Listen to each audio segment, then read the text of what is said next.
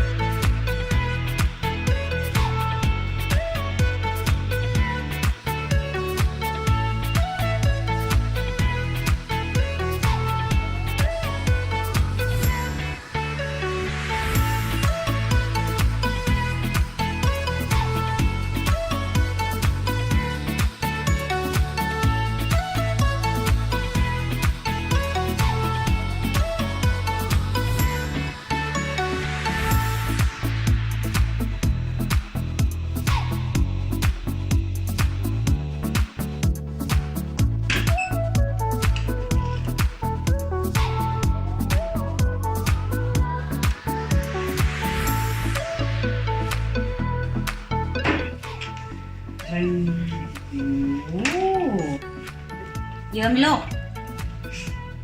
งงไหมอะไรมีฟองด้วยนี่คือเป็นนอกจากฝุ่นก็มีไรฝุ่นด้วยใช่ไหมคะแล้วมันก็คือขี้เศษผงอะไรทั่วไปที่แบบก็คือดักมาหมดเลยใช่ครับอยากรู้ว่าไรหินมันแบบอยู่มันถึงว่าต้องทำบ่อยแค่ไหนนะคะหรือแค่เท่าที่เราต้องการ6 เดือนถึง1 ปีครับทำครั้งหนึ่ง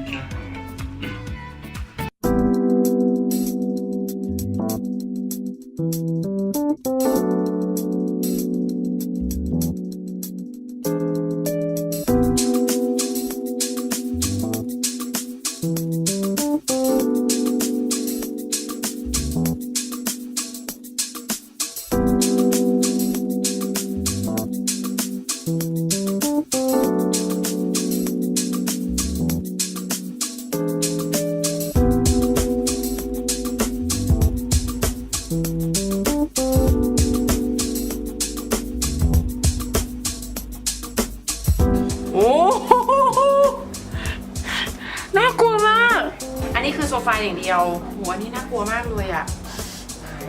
ไรฝุ่นนี่ขนาดแบบว่าไม่ได้แบบนั่งหรืออะไรนอนอะไรอย่างเงี้ยรู้สึกถึงความสะอาดขึ้นนี่ก็ต้องขอบคุณทางเลเทอร์สลูดด้วยนะคะ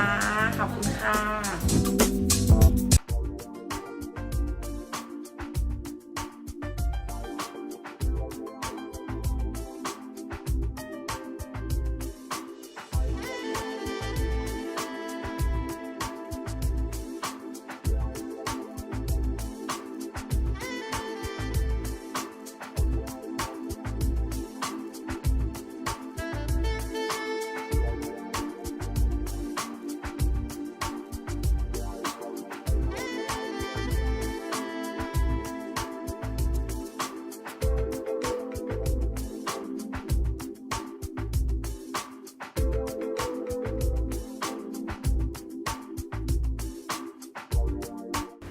เขาเยอะเลย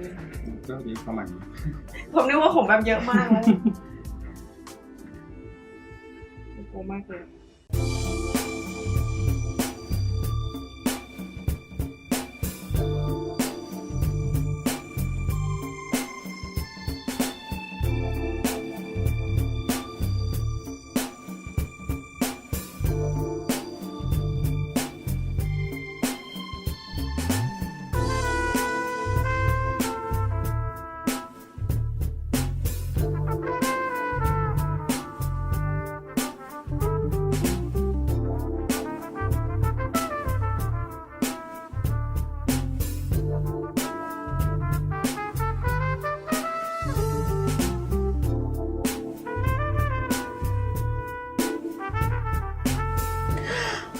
โอ้โห